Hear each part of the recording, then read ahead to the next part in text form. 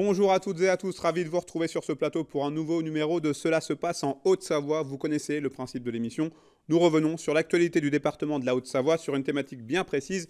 Et aujourd'hui, nous allons parler mobilité, route ou encore piste cyclable avec mon invité Lionel Tardy. Bonjour. Bonjour. Merci d'être là avec nous. Vous êtes le vice-président du département de la Haute-Savoie aux multiples délégations, routes, bâtiments, pistes cyclables, mobilité numérique ou encore ancien combattant. On va démarrer avec vous avec un premier sujet qui a été diffusé sur notre antenne le 5 septembre dernier. C'est l'inauguration de la passerelle provisoire du passage à niveau 49 à Villagrand. On regarde et on en discute. Au lendemain de la rentrée scolaire, élèves, parents et professeurs de la commune de Villagrand se sentent désormais rassurés. Face au groupe scolaire de Saint-François-le-Juvénat, il est dorénavant possible de traverser le passage à niveau attenant en toute sécurité. Pour cela, une passerelle a été construite, un vrai ouvrage d'art réalisé en à peine 6 mois de travaux et qui change radicalement la vie des riverains. Je dors mieux non seulement parce que la passerelle est opérationnelle et les élèves peuvent l'emprunter, mais aussi parallèlement on a changé donc l'ouverture, l'entrée principale de l'établissement qui permet aussi de sécuriser l'aspect sécurité routière. Parce que jusqu'à présent, les élèves sortaient par un autre portail qui débouchait directement sur la voie publique. Et donc il y avait à la fois les risques de la voie ferrée et les risques des voitures qui circulent. Cette passerelle, elle est absolument magnifique, bien évidemment. Mais c'est vrai que le projet du tunnel nous conviendrait mieux. D'un coût de près de 1 million d'euros, l'ouvrage est toutefois provisoire. En effet, il a pour vocation de sécuriser la zone en attendant un aménagement pérenne qui passera sous la voie ferrée. Mais d'ici à la réalisation d'un tel projet, il fallait trouver une solution à mettre en œuvre dans les plus brefs délais. Le problème du PN49, s'il est particulièrement aigu, il n'est pas le seul.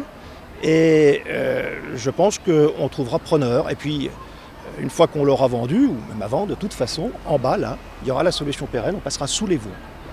Et pour le coup, on aura définitivement réglé la problématique du PN49. Mais ce ne sera pas avant 5 ans, si tout va bien. Moi, mon espace-temps pour ça, c'est 5 ans. Je crains que ce ne soit plus long.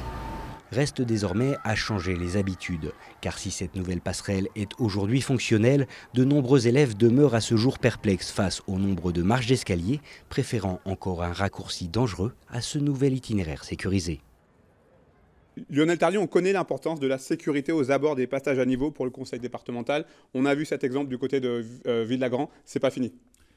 C'est pas fini, mais première chose, on était sur un cas particulier. Je rappelle que Saint-François-le-Juvénat, c'est le plus gros collège et lycée du département. 1500 élèves qui, matin, midi et soir, traversaient ce fameux passage à niveau 49.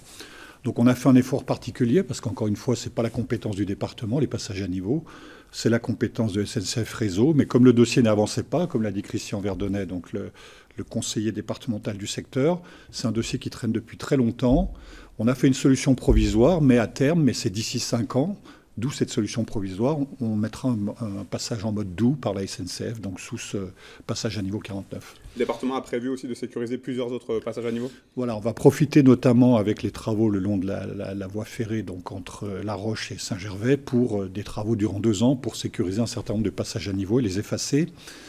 C'est 200 millions d'euros qui vont être investis par le département, donc pour effacer 10 à 15 passages à niveau. Donc c'est un gros investissement. Il faut savoir que chaque passage à niveau, quand on veut faire passer les voitures dessous, c'est entre 15 et 20 millions d'euros à peu près par passage à niveau. Donc c'est un gros effort financier.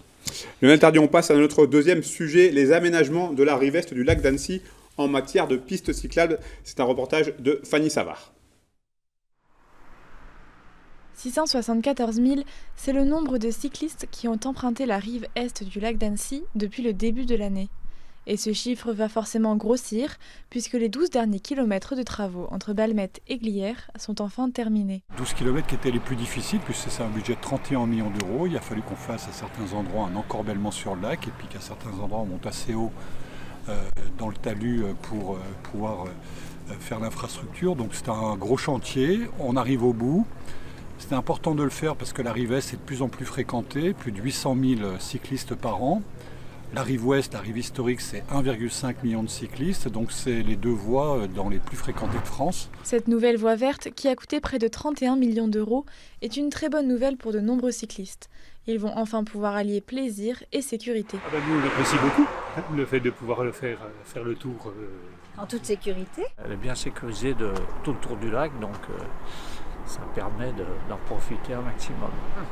J'invite tout le monde à se promener au bord du lac et profiter des abords du lac d'Annecy et du beau paysage que nous avons. Le chantier n'est pas totalement terminé. En effet, il reste encore quelques travaux, notamment la descente de Talloires ainsi que la traversée de Verrier-du-Lac. Le département de la Haute-Savoie prévoit également de réhabiliter la rive ouest à compter de l'année prochaine. On est également sur la rive ouest, donc entre Annecy et Doussard. On va élargir la piste actuelle puisque je vous ai dit qu'elle était très fréquentée avec plus de 1,5 million de cyclistes. Donc on va la passer de 3,50 m à 5 m sur 15 km de long et c'est un budget de 12 millions d'euros. Donc on va faire ça avec à peu près 1 à 2 km par an. Le col de l'Échaud, le col cycliste le plus fréquenté du département, sera également au centre des attentions puisque 1,3 million d'euros seront investis pour l'aménager et le sécuriser. Un belvédère donnant sur le parc des Bauges sera également créé. Cette démarche qui s'inscrit dans le plan vélo ambitionne à terme de permettre à plus de 70% des Hauts-Savoyards d'être à moins de 500 mètres d'une piste cyclable. Lionel Tardy, on vous a entendu dans ce reportage. Les aménagements de la rive est du lac, c'était un projet qui vous tenait, quand je dis vous, c'est le département, particulièrement à cœur. C'est important parce que beaucoup de gens empruntaient la rive ouest jusqu'à présent, jusqu'à la locomotive de Brodane et revenaient. Aujourd'hui, on s'aperçoit qu'avec les vélos assistance électrique, beaucoup de gens se lancent dans le tour du lac, y compris des enfants. Donc il fallait sécuriser cette rive est, c'est ce qu'on a fait, c'est 12 km de nouvelles voies cyclables. Gros budget, comme ça a été dit, plus de 30 millions. Et la seconde tranche, ça sera d'élargir la rive ouest, qui reste malgré tout beaucoup plus fréquentée, donc entre Sevrier et Doussard. Et là, c'est un gros chantier sur plusieurs années. On va faire à peu près 1,5 km par an, puisqu'on pourra intervenir uniquement de la mi-octobre jusqu'à la fin mars, puisqu'après, il faut qu'on rende la piste cyclable aux cyclistes. C'est ça la principale difficulté d'un chantier comme celui-ci ? Souvent, c'est pareil pour les routes. Il faut cadencer. Les routes de montagne, c'est pareil. On fait actuellement des gros travaux du côté des Évaux, vers Saint-Pierre-en-Faucigny. On fait ça à l'intersaison, jusqu'à ce qu'il neige, l'automne, et puis le printemps, jusqu'à l'arrivée de la saison d'été. Donc ça nous laisse à chaque fois 3 mois dans le printemps, 3 mois dans l'automne pour faire les travaux. Parce qu'on a un département très dynamique, l'hiver et l'été, et on ne peut pas se permettre de couper les routes. Cette volonté de développement des pistes cyclables, elle est aussi caractérisée par la mise en place du plan vélo qui, chaque année, est plus supérieur chaque année. C'est ça. Je rappelle que le budget route du département, c'est 180 millions d'euros. Sur ces 180, on est passé de 5 à 15 millions d'investissements pour les voies cyclables au sens large. On a 5 véloroutes qui sont en cours d'aménagement sur le département et on a à peu près 380 km d'itinéraires à vélo. On souhaite les doubler, passer à peu près à 750-800 km avec notre fameux schéma directeur et c'est 200 millions d'euros qui vont être investis par le département d'ici la fin du mandat. Donc, gros chantier, on est conscient des enjeux, les enjeux de déplacement, les enjeux de tourisme, mobilité du quotidien, environnementaux aussi. Donc, c'est le cadre de ce schéma directeur cyclable. On termine, Lionel Tardy, cette émission avec un troisième et dernier reportage consacré à l'épineux problème des embouteillages aux abords d'Annecy. Direction pour commencer la RD 1508 à côté de Sillingy. Tous les jours, le même scénario. Durant les heures de pointe, la circulation de la RD 1508, reliant Épagny à la balme de Sillingy, est très fortement perturbée. Et pour cause, 19 000 automobilistes empruntent cette route quotidiennement. Pour sécuriser et fluidifier le trafic, le département de la Haute-Savoie a entrepris depuis maintenant plusieurs années d'importants travaux. Dans le secteur de la Petite Balme, situé sur la commune de Sillingy, les engins de chantier sont à pied d'œuvre pour y construire un nouveau giratoire. Sur la RD, on circulera pareil, c'est-à-dire qu'il y aura forcément, c'est une 2 fois une voie, ça reste une 2 fois une voie. Ça va faire ralentir un petit peu le flux puisqu'il y aura effectivement un giratoire qui n'existe pas aujourd'hui. Mais ça permettra surtout aux riverains de pouvoir s'insérer plus facilement dans le trafic. Alors, on n'en parle pas, mais il y a le collège qui est de l'autre côté. Et puis il y a les habitants de ce côté-là, de ce quartier de la Petite Balme, qui aujourd'hui voient des collégiens passer sur la RD. Là, ils pourront passer en toute sécurité sous la RD, sans risque d'être renversés. D'un coût total de 4,8 millions d'euros, les travaux réalisés autour du hameau de la Petite Balme s'achèveront l'été prochain. Très attendu par de nombreux automobilistes, la construction de la 2 fois 2 voies le long d'Épagny pourra alors enfin commencer. À partir du giratoire de Cessola, donc on sera en 2 fois 2 voies jusqu'à l'échangeur de Gillon. Donc c'est la grosse partie qui reste, c'est 2,2 km entre le futur giratoire de Chaumontet et l'échangeur de Gillon en face du Grand Épagny, donc où là on va passer en 2 fois 2 voies. Mais là c'est un petit peu plus long, voilà, parce qu'il y a des études techniques, le terrain n'est pas simple, mais à terme voilà, on aura fini toute cette partie-là avec des voies intelligentes comme on l'a fait également sur la 3508 Nord et comme on va le faire sur la 3508 Sud. Une piste cyclable reliant Seyssel à Épagny est également à l'étude et devrait voir le jour dans les prochaines années. Lionel Tardy, c'est un peu une arlésienne ce problème de trafic aux abords de l'agglomération annécienne. Est-ce que le département va y arriver un jour ? C'était une arlésienne, mais le département y met les moyens, puisqu'il y a 3 axes. On a 3508 Nord, on a la 1508 Nord et la 3508 Sud.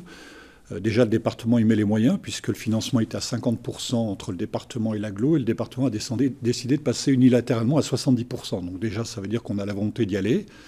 Et puis ça fait des économies pour nos partenaires, pour l'agglomération du Grand Annecy. On le fait. La 1508 Nord, aujourd'hui, c'est réel, entre le giratoire de l'hôpital et celui de Gillon. On a mis en place la 1508 Nord, 37 millions d'euros, 2 fois 2 voies, avec une voie intelligente, une VR2+, c'est opérationnel et ça fonctionne. Et on s'aperçoit que maintenant, quand on va vers Auchan, on a au moins une grande partie qui est fluide. Après, il reste la 1508 Nord, puisqu'on a aussi la 1508 du côté sud, côté Sevrier. Donc cette 1508 Nord, c'est 90 millions d'euros qu'on met actuellement donc, sur la table. Qu'est-ce qui a déjà été fait? L'échangeur de Gillon est fait. Le giratoire de Cessola avec un passage inférieur pour les vélos est fait. Le giratoire de la RD17 est fait. Et puis le barreau entre Cessola et la RD17 est fait. Qu'est-ce qui est en cours pour ceux qui l'empruntent tous les jours? On a la montée de Chaumontet qui est en cours, qui va être finie d'ici la fin 2023. Et puis on a le giratoire de Croix-Blanche, 4,8 millions, qui sera prêt d'ici la mi-juillet 2024. Et le dernier gros morceau, c'est les 2,2 km, effectivement, le long du centre commercial d'Épagny. Donc ça, c'est en cours. Les travaux, ça sera entre fin 2025 et fin 2028. Voilà. Encore plein de choses à faire. Tout est programmé. Tout est programmé. Un mot sur le radar dédié au covoiturage qui a été installé sur la RD 3508. Oui, aujourd'hui, on pourrait le mettre en fonction, sauf qu'aujourd'hui, il pourrait fonctionner que sur 700 mètres, le temps d'informer les usagers et après d'arriver dans une zone où on revient sur un flux monovoie. Donc pour l'instant, on a fait le choix de ne pas l'activer. Pourquoi? Parce que cette voie, elle sera réservée principalement aux bus. On peut dire qu'aujourd'hui, sur les bus, il n'y a pas grand-chose sur cette voie-là. Donc il faut que l'agglomération du Grand Annecy mette en place des bus. Et à ce moment-là, on reverra ce qu'on fait derrière. C'est réservé aux véhicules électriques, c'est réservé au covoiturage et aux taxis. Donc on a jugé que le nombre de véhicules susceptibles d'emprunter cette voie, pour l'instant, n'était pas satisfaisant. Qu'il n'y a pas de problème de fluidité maintenant qu'on a mis en 2 fois 2 voies. Donc, ce n'est pas la peine de créer des difficultés là où il n'y en a pas. Et puis, on avait des risques d'accident avec cette zone de transit de 700 mètres qui n'était pas satisfaisante en l'état actuel. Donc, on le fera plus tard. Je rappelle, l'ensemble du projet sera plus de 12 km de voies nouvelles, doublées. Et là, on pourra mettre réellement en place cette voie VR2+, puisque je rappelle qu'on va également faire la 3508 Sud qui va relier donc Gillon jusqu'à l'autoroute Annecy Centre en doublant le viaduc de Brassilly, 110 millions d'euros qu'on va encore mettre. Donc au total, on mettra 37 millions sur la RD 3508 Nord qui est finie, 90 millions sur la 1508 Nord et 110 millions sur la 3508 Sud. Donc vous voyez que le département va faire en sorte de boucler le contournement d'Annecy. Une dernière chose, on a évoqué quelques gros chantiers de cette année en cours 2023. Quels sont les autres programmes en cours et les gros projets futurs pour 2024 qu'on n'a pas encore évoqués? Alors les gros projets, c'est la liaison à 40 chasseurs qui est du côté de Findrol. Donc ce sera le gros projet du mandat. On sera quasiment à 150-200 millions d'euros. Donc c'est un gros chantier. Et puis après, on a des gros chantiers dans le Chablais, la RD22, pareil, à peu près 70 millions d'euros. C'est du côté de Bioge, donc pour accéder à la vallée d'Abondance. Et on a également sur Meillery, à peu près 50 millions d'euros, les falaises de Meillery. Donc qui sera un des gros chantiers également du mandat d'ici à 2028. On a une situation particulière dans le Chablais. Sur 3000 km de voirie, on en a 80 qui sont dangereux, on va dire. Et sur ces 80, il y en a 32 dans le Chablais. Donc avec une géologie particulière, donc les gros chantiers, on a 2 gros chantiers dans le Chablais au niveau des routes départementales. Merci beaucoup Lionel Tardy pour toutes ces précisions. Merci à vous pour votre fidélité à nos programmes. On se retrouve très rapidement sur nos antennes.